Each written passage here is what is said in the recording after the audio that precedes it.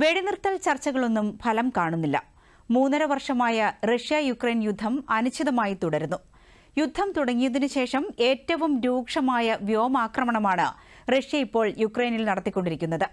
കഴിഞ്ഞ ആഴ്ചയിൽ മാത്രം 114-ലധികം മിസൈലുകളും 1270-ലധികം ഡ്രോണുകളും ഏകദേശം 1100 ഗ്ലൈഡ് ബോംബുകളും ഉപയോഗിച്ച് റഷ്യ ആക്രമിച്ചതായി യുക്രൈൻ പ്രസിഡന്റ് വൊലോഡിമിർ സെലൻസ്കി പറഞ്ഞു. യുദ്ധം അവസാനിപ്പിക്കാൻ റഷ്യൻ പ്രസിഡന്റ് വ്ളാഡിമിർ പുടിന് താൽപര്യമില്ലെന്നും തനിക്കതിൽ നിരാശയുണ്ടെന്നും യുഎസ് പ്രസിഡന്റ് ഡൊണാൾഡ് ട്രംപ് വ്യക്തമാക്കി.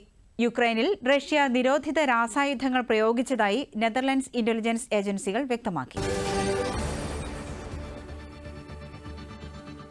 അമേരിക്ക ആയുധ വിതരണം ഭാഗികമായി നിർത്തിയതിനു പിന്നാലെ തലസ്ഥാനമായ കീവ് ഉൾപ്പെടെ യുക്രൈനിലെങ്ങും ആക്രമണം ശക്തമാക്കി റഷ്യ.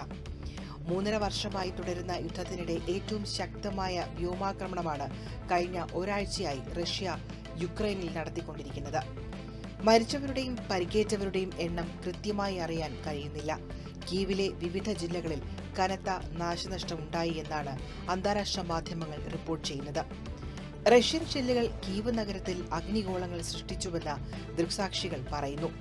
റഷ്യൻ വ്യോമാക്രമണങ്ങളിൽ സാധാരണക്കാരുടെ മരണസംഖ്യ ജനുവരിക്കും ജൂണിനുമിടയിൽ 50% വർദ്ധിച്ചതായി ഐക്യരാഷ്ട്രസഭയുടെ റിപ്പോർട്ടിൽ വ്യക്തമാക്കുന്നുണ്ട്.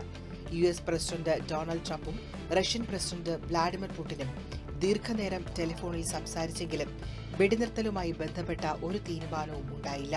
പിടിച്ചെടുത്ത എല്ലാ യുക്രൈൻ പ്രവിശ്യകളെയും റഷ്യ നിയന്ത്രിക്കുന്നത് അംഗീകരിക്കുക, യുക്രൈൻ പ്രസിഡന്റ് വോലോഡിമിർ സെലൻസ്കിയെ പുറത്താക്കുക, യുക്രൈൻ ഭരണഘടന ഭേദഗതി ചെയ്യുക തുടങ്ങിയ ആവശ്യങ്ങളിൽ നിന്നും പിന്നോട്ടില്ലെന്ന് വ്ളാഡിമിർ പുടിൻ ശക്തമായ നിലപാടെടുത്തതോടെയാണ് ചർച്ച ഫലം കാണാതെ പോയത്.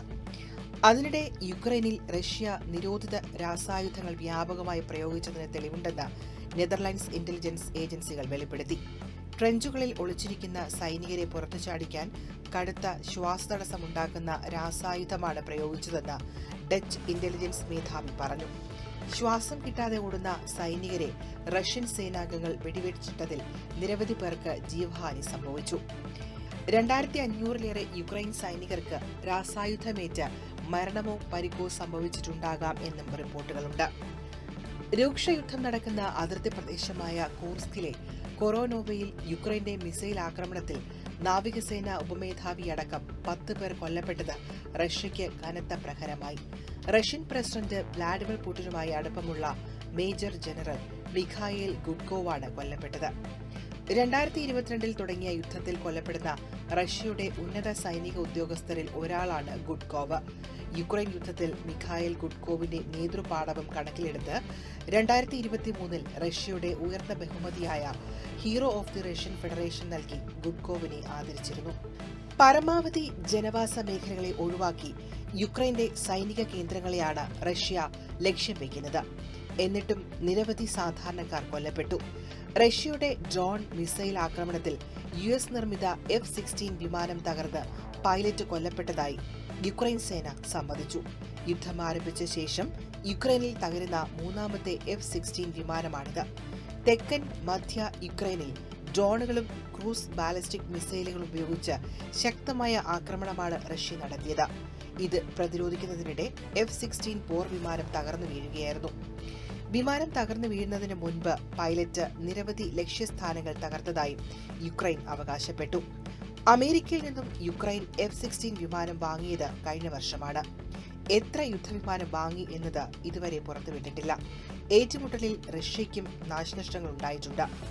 റഷ്യൻ നഗരമായ ബ്രയാൻസ്കിലും ആളപായമുണ്ട്. കിഴക്കൻ മേഖലയിൽ യുക്രൈൻ സേനയുടെ ചരക്കുനീക്ക പാതയിലെ സുപ്രധാനവും തന്ത്രപ്രധാനവുമായ 2 പട്ടണങ്ങൾ കൂടി റഷ്യ പിടിച്ചെടുത്തു. ഇതോടെ 2022-നു ശേഷം യുക്രൈന്റെ ഏകദേശം 24% പ്രദേശങ്ങളും റഷ്യ നിയന്ത്രണത്തിലാക്കി എന്നാണ് അവരുടെ അവകാശവാദം. ഡൊണറ്റ്സ്ക് പ്രവിശ്യയിൽ ശേഷിക്കുന്ന ഭാഗങ്ങൾ കൂടി പിടിച്ചെടുക്കാൻ 100,000-ലേറെ റഷ്യൻ സൈനികർ മുന്നേറ്റം ശക്തമാക്കിയതായും അന്താരാഷ്ട്ര മാധ്യമങ്ങൾ റിപ്പോർട്ട് ചെയ്തു.